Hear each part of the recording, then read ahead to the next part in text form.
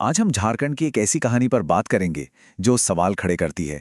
क्या होता है जब कोई अपने अविश्वास की हदों को पार करने की कोशिश करता है? ये कहानी है निर्मल नाम के एक लड़के की जो भूतों में यकीन नहीं करता था, और एक ओइजा बोर्ड की। और कहते हैं कि इस खेल का अंत दूसरी दुनिया का दरवाजा खुलने से हुआ। ये कहानी आयुष नाम के एक शख्स ने शेयर की है और ये सिर्फ 3 चीजों के इर्द गिर्द घूमती है।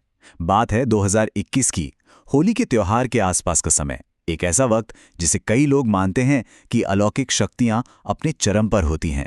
तो कहानी के केंद्र में हैं 2 बचपन के दोस्त जिनकी सोच एक दूसरे से बिल्कुल अलग है। एक तरफ है निर्मल, शहर का पढ़ा लिखा लड़का जिसे ये सब भूत प्रेत की बातें अंधविश्वास लगती हैं, और दूसरी तरफ है उसका दोस्त दीपक जो गांव में पला बढ़ा है और वहां की कहानियों और मान्यताओं पर पूरा यकीन रखता है। और इन दोनों की अलग अलग सोच का टकराव होता है गांव के एक बदनाम जगह पर। ये जगह थी एक पुराना जंग लगा हुआ पुल, जिसके बारे में गांव वाले कहते थे कि वहां आत्माएं भटकती हैं। और बस यहीं से शुरू होता है एक बहुत ही खतरनाक खेल। निर्मल को ये सब बातें सुनकर बहुत गुस्सा आ रहा था। उसे ये सब अंधविश्वास लगता था, तो उसने दीपक को चैलेंज कर दिया। बोला, चलो आज ही रात को इसी पुल के नीचे ओइजा बोर्ड खेलते हैं। मैं साबित करके रहूंगा कि ये सब बकवास है। उसने दीपक को इतना ताना मारा कि बेचारा ना चाहते हुए भी मान गया। और फिर ठीक आधी रात को वो दोनों दोस्त ओइजा बोर्ड लेकर उसी पुल के नीचे नदी किनारे पहुंच गए। ये वही जगह थी जहां गांव में अंतिम संस्कार किए जाते थे। हवा में एक अजीब सी, आप कह सकते हैं, एक भारी खामोशी थी। तो उन्होंने पूरा सेटअप तैयार किया। बीच में बोर्ड, चारों तरफ मोमबत्तियां और बीचों बीच एक कांच का ग्लास। निर्मल तो ये सब मजाक में कर रहा था, लेकिन दीपक का दिल डर के मारे जोर जोर से धड़क रहा था। निर्मल ने सवाल पूछा और उसकी आवाज उस सन्नाटे में गूंज उठी। क्या यहां कोई है? अगर हो तो हमें एक संकेत दो। लगभग 20 मिनट बीत गए, कुछ भी नहीं हुआ। बोर्ड बिल्कुल शांत था।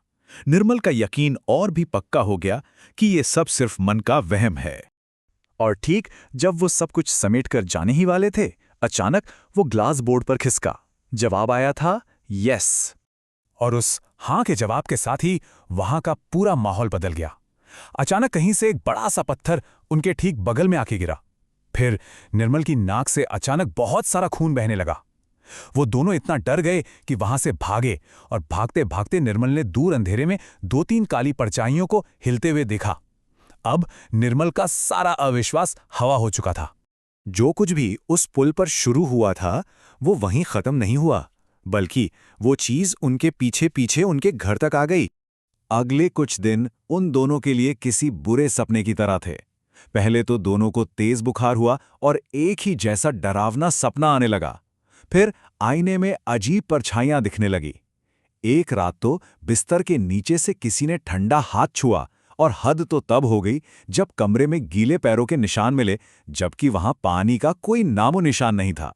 लेकिन सबसे खौफनाक घटना तो अभी बाकी थी। एक रात निर्मल हॉरर फिल्म देख रहा था, तभी उसे आईने में अपने सिर के ठीक ऊपर एक भयानक चेहरा देखा। लाल चमकती आंखें, फटा हुआ मुंह और हवा में तैरते बाल। ये देखते ही निर्मल बेहोश हो गया। जब उसे होश आया तो उसने देखा कि उसकी टी-शर्ट फटी हुई है और बाहों पर गहरे खरोचों के निशान हैं। मतलब ये सिर्फ कोई सपना या वहम नहीं था, जो भी था वो हकीकत था। अब डर इतना बढ़ चुका था कि दोनों लड़कों ने हिम्मत करके निर्मल की दादी को सारी बात बता दी। दादी उन्हें गांव के एक ओझा के पास ले गईं, जो इन चीजों के जानकार थे। लेकिन कहानी यहीं खत्म नहीं होनी थी। असल में तो अब शुरू हुई थी। ओझा ने कुछ पूजा पाठ किया, जिससे परिवार को थोड़ी राहत मिली। लेकिन अगले ही दिन निर्मल के 78 साल के दादाजी अचानक बहुत बीमार पड़ गए, और शाम होते होते उनकी मौत हो गई। होली के त्योहार से ठीक पहले घर में मातम छा गया। परिवार अभी इस सदमे से उभरा भी नहीं था कि उसी रात ठीक 2 बजे निर्मल के कमरे का दरवाजा कोई जोर जोर से पीटने लगा। सब बहुत डर गए। इसके बाद उन्होंने घर में लगे सीसीटीवी कैमरे की फुटेज चेक करने का फैसला किया। और जो उन्होंने सीसीटीवी फुटेज में देखा, उससे उनके पैरों तले जमीन खिसक गई।